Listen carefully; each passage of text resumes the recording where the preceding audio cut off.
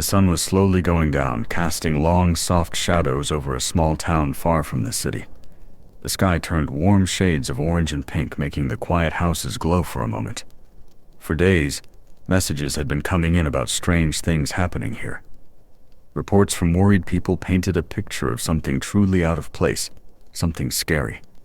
Farmers found their animals hurt, with weird and nasty marks on their bodies. These weren't just bites from wild dogs. These wounds looked like nothing anyone had ever seen before.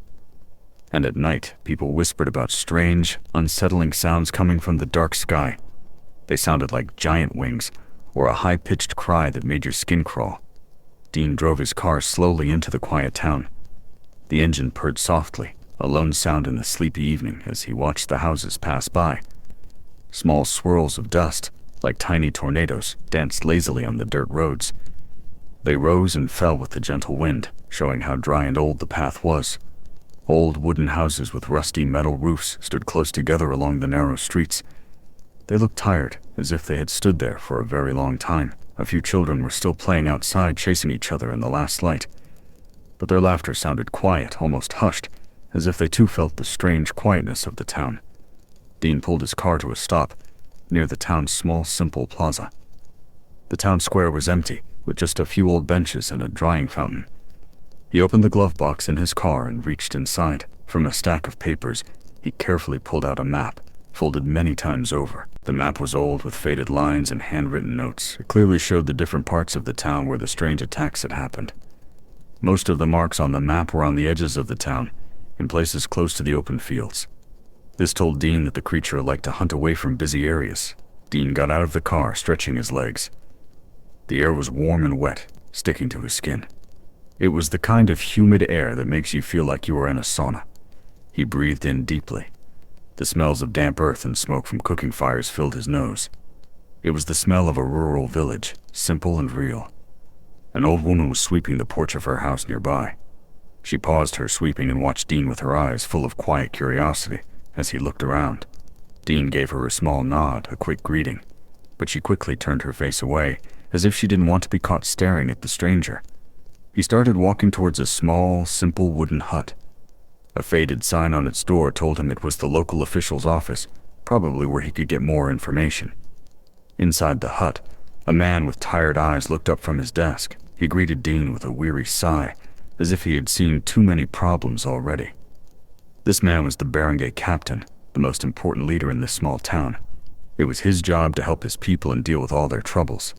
The captain quickly got to the point. He pulled out a stack of photos and showed Dean the terrible pictures of the injured animals, each one more disturbing than the last. The wounds on the animals were very deep and messy. They didn't look like normal bites from a wild dog or a fox. These marks were strange and scary, as if something unnatural had caused them. Dean listened very closely to the captain's words. His face became serious, taking in every detail. He knew that small details could be very important when hunting these creatures. The captain also spoke of something even stranger, an eerie, quiet stillness after each attack. He said that after the animals were hurt, the whole town would become strangely silent. No dogs barked, and no roosters crowed, even at dawn. It was just a deep, unnatural quiet that made people feel uneasy. It was as if all the normal sounds of life had been sucked away. Dean knew this quietness was a big sign. It showed that what they were dealing with was truly unnatural, something beyond what normal people could understand or explain. Dean then asked the captain, "Did anyone see anything really unusual? Anything at all that seemed out of place during or after these attacks?" The captain thought for a moment, then remembered something. He told Dean about a farmer who claimed to have seen a dark shape moving very fast in the sky one night. The farmer swore that the shape moved much too fast to be a regular bird. It was not like any animal he had ever seen flying, he said. At that moment, Dean knew for sure. With the strange marks, the quietness, and the dark shape in the sky, he was dealing with an Aswang, a creature of Filipino legends. Aswangs were very tricky creatures. They could change their shape from a human to a monster, often a bird or bat-like form, to hunt their victims. They loved to hunt in the deep darkness of night, especially in quiet rural places like this town. They found it easier to surprise their prey where there were fewer people. Dean thanked the barangay captain for all his help. He told him he would do what he could. Then, Dean left the small wooden hut stepping back into the cool evening air. Outside, the sky had become a deep, dark purple, with streaks of fiery orange still clinging to the horizon. The last bits of sunlight were fading fast. Soon, night would fall completely, covering the town in shadows. This was the time the Aswang would be most active, and Dean knew he had to hurry. Dean headed towards the wide, open fields, walking quickly. This was the area where the last animal attack had happened, the creature's likely hunting ground. As he walked, he reached into his bag. His fingers found a small, smooth glass vial, and he pulled it out carefully. Inside the vial was a thick, dark oil. This wasn't just any oil. It was his special Aggie mat, a magical item that would help him in his hunt. This powerful oil had come from his albulario, a wise local healer whom Dean trusted deeply. The albulario had a special connection to magic and old traditions. The Aggie mat oil was made especially to sense Aswangs. It would give Dean a clear warning if one of the shapeshifting monsters was nearby, even if he couldn't see it. He twisted the small cap off the vial. Then he carefully poured a small amount of the dark, thick oil onto his palms and began to rub it in. The thick, dark oil felt warm on Dean's skin as he rubbed it into his palms. It smelled a little like fresh herbs, like mint and basil, but also like something very old. A smell that hinted at forgotten magic and ancient trees. Dean began to walk slowly through the fields, his posture careful and quiet. Every step was measured, and his ears and eyes were wide open, alert to any sound or movement in the fading light. A gentle wind picked up, rustling through the tall grasses that grew on either side of the dirt path. The sounds whispered secrets through the field, making the evening feel even more mysterious. As the last light faded, the tiny calls of crickets began to fill the air. Their evening song was a steady hum, a familiar sound that usually meant a peaceful night was settling in. Suddenly, Dean felt a strange sensation. The oil on his hands, which had been warm, began to tingle. It was a faint buzz at first, like tiny pins and needles.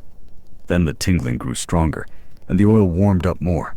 It felt like a stovetop burner slowly turning on, getting hotter and hotter on his skin. It became so hot that small, angry bubbles started to form on his skin where the oil touched. It felt like tiny blisters, painful, but also a clear signal. The tingling and warmth became a furious heat, almost too much to bear. Dean knew this meant only one thing, a clear and urgent warning from the Aggie mat. And Aswang was incredibly close. The magical oil was reacting powerfully, telling him the dangerous creature was right around the corner, hidden in the night. Dean immediately crouched low, dropping his body close to the ground. His eyes scanned the darkness, trying to pierce through the shadows to find the monster. Even though the night had been warm moments ago, the air around him grew suddenly cold. It was the chilling presence of the Aswang, a coldness that felt unnatural. From the very edge of the field, near some thick bushes, Dean heard a faint scuttling sound. It was quick and quiet, like something moving low to the ground. He moved silently through the tall corn stalks, careful not to snap any branches or make a sound. Each step was like a hunter tracking its prey, quiet and precise. His heart pounded hard in his chest, a frantic drum beat against his ribs. But despite the fear, his hands were steady, ready to act, ready to fight. Then he saw it. A dark, hunched figure almost blending into the deep shadows at the far end of the field. It was waiting, watching. It looked like an old, skinny person, but it moved in a very odd way, not like a normal human. Its limbs seemed to twist and jerk strangely. The Aswang, even in its human-like form, must have smelled the burning oil on Dean's hands. Its head snapped up quickly, turning towards him. In the dim light, Dean could see its eyes. They glowed a fiery, angry red, like embers in a dark fireplace, staring right at him. A low, guttural growl ripped from its throat, a harsh, animalistic sound that promised pain and danger. It was a sound of pure monster. Dean didn't hesitate. He knew he couldn't let it attack first. With a burst of speed, he charged forward, not giving the monster a chance to fully prepare. Dean moved fast, aiming a strong punch right at the monster's chest. He put all his strength into it, hoping to hit it hard and stop its attack before it could fully react. But the Aswang was surprisingly quick. It twisted its body with amazing speed, easily moving out of the way of Dean's powerful punch. It was much faster than it looked. As Dean's punch missed, the creature struck back. It clawed at him with long, sharp nails that gleamed even in the dim light. Its attack was sudden and vicious. Dean quickly jumped back just in time. The sharp claws sliced through the air where he had been only a moment before, narrowly missing his face. The creature let out a harsh, angry snarl, a sound that was less human and more animal. Its mouth stretched wide, showing rows of jagged teeth. It was becoming clearer that this was not a person anymore. The Aswang was starting to look less like a human and more like some terrible, twisted thing, a true monster. Its arms and legs seemed to grow longer and thinner, stretching in unnatural ways. Its body seemed to twist and bend, making it look even more frightening. With the missed punch and the creature's strange changes, a long and difficult chase began across the wide, open fields. Dean knew this fight would not be easy. Dean ran quickly, weaving his way through the tall corn crops. He used the rows of plants as cover, trying to get away from the creature's direct attacks. The Aswang followed close behind him. Sometimes it ran on 2 legs, moving fast like a hungry animal. Other times, it dropped to 4 legs, moving even faster. Its movements were jerky and unnatural, not smooth like a human's. It darted and twisted, making it hard for Dean to predict where it would go next. Dean had to rely on his quick reflexes, dodging and weaving as the Aswang lunged. His body moved almost on its own, reacting instantly to the danger. He used what he knew about the land to help him. He remembered the uneven ground, the small dips and bumps, and the thickest patches of plants. He knew where the ground was uneven, where the plants were thickest. He would lead the Aswang through these spots, hoping to slow it down or make it trip. The Aswang tried to trick him too. It would suddenly disappear into the deep shadows for a moment, then reappear in a different spot, trying to confuse Dean. But the special oil on Dean's hands, his agimat, kept boiling and tingling. It was a constant warning, always telling him exactly where the hidden monster was. Even when he couldn't see it, he could hear its heavy breathing, a raspy, wet sound that meant it was getting closer, growing tired but still dangerous. Suddenly, the creature lunged at him again, quicker than before. Its teeth were bared, sharp and ready to tear into him. Dean quickly put his forearm up, using it to block the attack. He felt a jarring impact as the Aswang's claws scraped against his arm, but his defense held. He tried to get very close to it, hoping for a clear shot to hit it with a strong, powered blow. But the Aswang was too fast and too hard to pin down. But the Aswang was simply too agile, too fast, too slippery to hold on to. It twisted and moved like smoke, making it impossible for Dean to land a solid hit. It seemed to melt into the darkness, and then, seconds later, reappear in a completely different spot. It was trying to confuse Dean, to make him lose track. Dean's muscles ached with the effort of the chase. Every part of him felt tired, but he pushed harder, telling himself not to give up. He had to keep going. He knew he couldn't keep chasing it forever. He had to find a way to trap it, to corner it in a place where it couldn't escape so easily. The chase led them to a more open area of the field, a large clearing. Nearby, a small group of old, gnarled trees stood like silent watchers. Suddenly, the Aswang stopped. Its body trembled and shook, not from fear, but from a strange inner change that was starting to happen. It turned its head to face Dean. Its eyes, still glowing red, now held a look of pure, burning hatred, a silent promise of what it would do next. Then its form began to change very quickly. The human-like shape started to twist and stretch, no longer looking like a person at all. Loud, sickening cracks echoed through the night as its bones shifted and snapped inside its skin. It was a terrible sound, like dry wood breaking. Its arms stretched out, growing longer and wider, until they became thin, leathery wings. The skin pulled taut, becoming dark and bat-like. Its body became very thin and long, almost like a bird, but a monstrous one. Its chest sunk in and its neck stretched out. The creature was fully transforming into its deadly flying form, the one that hunted from the sky. It was no longer bound to the ground. It let out a piercing, ear-splitting shriek that cut through the air. The sound vibrated around Dean, making his teeth ache and his skin crawl. Then, with a powerful beat of its newly formed wings, the Aswang shot straight up into the night sky, disappearing into the darkness above the trees. Dean watched it go, a dark shape against the pale light of the moon. It was just a silhouette now, but no less terrifying. Fighting a flying enemy was a whole new challenge for Dean. He was used to ground battles, but an enemy in the air made things much harder. He quickly reached into his combat vest, feeling around for what he needed. His fingers closed around another small glass vial. This vial held a potion, but not just any potion. It was glowing faintly with a soft blue light pulsing with a magical energy. This special blue potion also came from his trusted albulario, the wise healer. Dean knew it would give him the boost he needed. The potion was designed to boost his physical abilities. It would make him stronger, faster, and more agile, allowing him to fight a creature that could fly. He quickly pulled the cork from the vial with a small pop. Without wasting a second, he swallowed the glowing blue liquid in one gulp, hoping it would work fast. A pleasant warmth spread through Dean's entire body, starting from his stomach and moving outwards.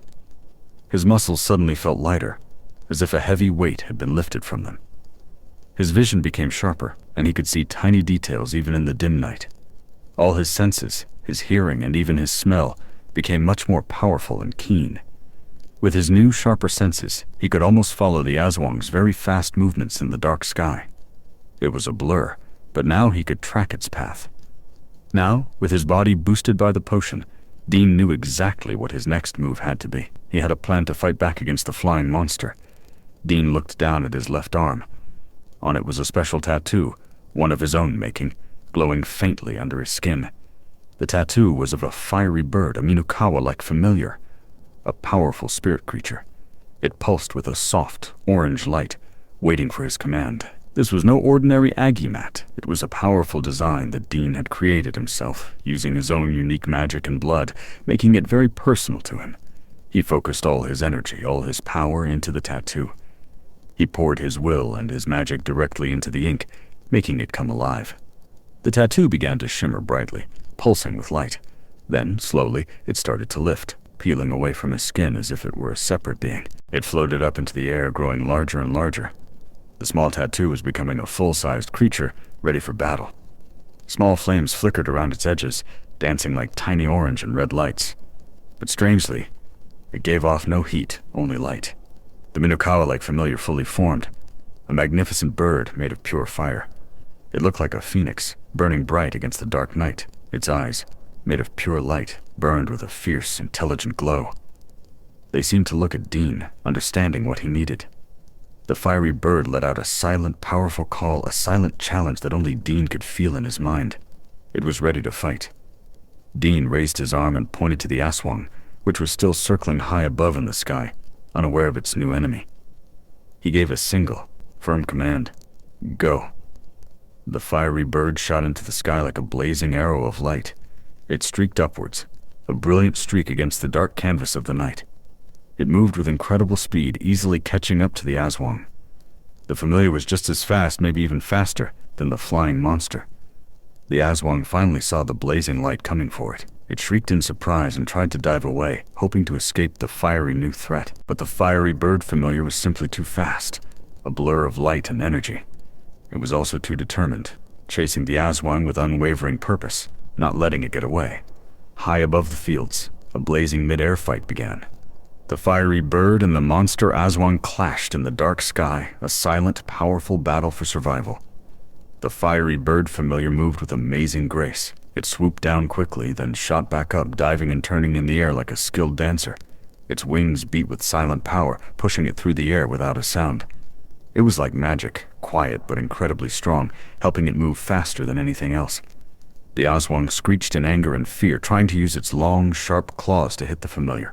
It swiped wildly, desperate to push the fiery bird away, but its sharp talons passed harmlessly through the familiar's bright flames. The fiery bird was made of pure energy, so physical attacks couldn't hurt it. Then, the familiar struck back. Its burning, fiery form slammed into the Aswang, hitting it with a powerful force that made the air tremble. Each time the familiar hit the Aswang, ripples of bright light spread out through the dark night sky. It was like a silent explosion of light with every blow. The Aswang flapped its leathery wings wildly, trying with all its might to get away from the familiar's constant attacks. It was clearly losing the fight. The fiery bird was pushing the Aswang higher and higher into the deep darkness of the night sky, away from the ground, and further into the unknown. Dean watched from below, his eyes fixed on the battle high above. He didn't blink, following every move of the fiery familiar and the struggling monster. He guided the familiar with his mind, sending silent commands and thoughts to it. It was like they were connected by an invisible string, moving as one. He could feel the familiar's great power, but he also felt a connection to his own life force being used. This power came at a cost, draining him little by little. Thanks to the special potion Dean had drunk, the familiar was stronger than ever. The blue liquid had given it an extra boost of energy, making it unstoppable. The familiar landed a series of very powerful blows, hitting the Aswang again and again. Each hit pushed the monster off balance, making it wobble and lose control in the air. The Aswang let out a final, terrible cry of pain and defeat. It was a high-pitched, mournful sound that echoed through the quiet night. Then, it began to spiral downwards, falling from the sky like a broken kite. Its monstrous form flickered, starting to fade as its life drained away. The familiar pursued it without mercy, a streak of fire following the falling monster. It was not going to let the Aswang escape, even in its last moments. It struck one last time, a final, powerful blow that made a decisive impact. The familiar made sure the fight was truly over. The Aswang hit the ground with a sickening thud, a heavy, wet sound. The noise echoed in the quiet field, marking the end of its terror. The Aswang lay on the ground, still and unmoving. Its shadowy form, made of dark magic, slowly began to dissolve, turning into wisps of smoke and fading away. The fiery familiar hovered in the air for a brief moment, its job done. Then, it gracefully flew back down towards Dean, a streak of glowing light. It gently landed back on Dean's outstretched arm. The warmth of its magical presence touched his skin once more. The familiar shimmered brightly for a second, then seemed to melt and sink back into Dean's skin. It became a tattoo once more, just like it had been before. Dean felt the familiar's energy return to him, a comforting flow. But he also felt a deep, lingering tiredness, like he had run a very long race. Using his own magic took a lot out of him. He walked over to the spot where the Aswang had fallen. He wanted to make sure it was truly gone and there was no danger left. Only a faint scorch mark, a dark burn on the earth, remained on the ground. It was the only sign that a monster had been there moments before. The night was quiet again. The eerie silence from before was gone, replaced by the gentle chirping of crickets. It was a normal, peaceful night once more. Dean looked up at the stars, shining bright and far away. A cold feeling, a worry, settled deep in his chest, despite the victory. He knew this wasn't just another hunt, just another monster to deal with. This felt different, like something bigger was starting. The creatures, the Engkanto, were getting bolder. They were showing up in towns more often, acting in more open and dangerous ways. They were also more aggressive, fighting harder and becoming harder to kill. It was as if they had new strength, or a new reason to be fearless. This Aswang, for example, had been much stronger and tougher than any he had faced recently. It felt like a step up in danger. He thought about the other monsters he'd fought, the clever Seokoi, the deceptive Tianak, and now this powerful Aswang. Each one felt like a bigger challenge. Each of them seemed more audacious, more willing to step out of the shadows and attack humans directly. They weren't hiding like they used to. It made him wonder why. What was happening that was making them so confident, so brave? What was giving the Engkanto this sudden surge of confidence? Was it just the veil weakening, or something else entirely? Was the veil, the magical barrier between worlds, truly weakening this much? Was it breaking down so badly that these creatures could cross more easily? Or was there something else at play? Something bigger, more planned? That was behind all these attacks. Was there a larger unseen force pushing them, organizing them? A hidden leader giving them orders to cause more trouble? Because Dean was a rogue hunter, someone who worked mostly alone, he often had to figure out these big questions by himself.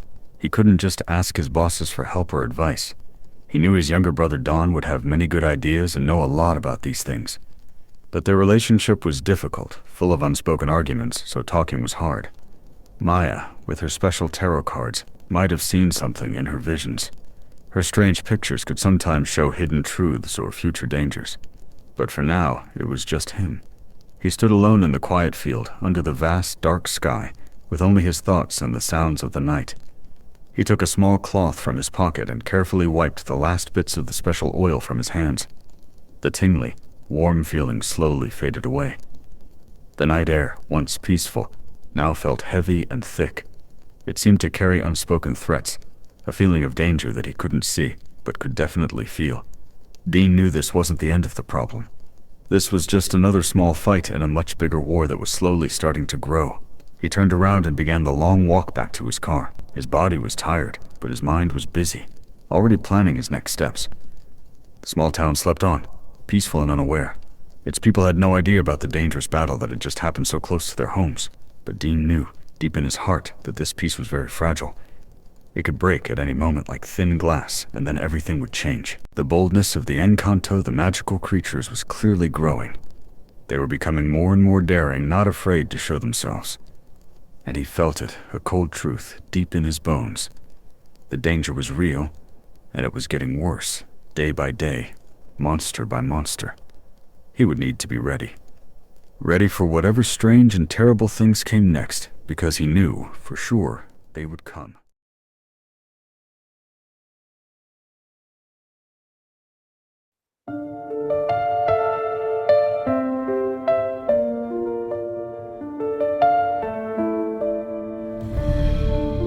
Shadows creep where the old truths sleep. City lights blur what secrets stir. From lagging streets to the city's heart, a row hunter's feet playing a dangerous part.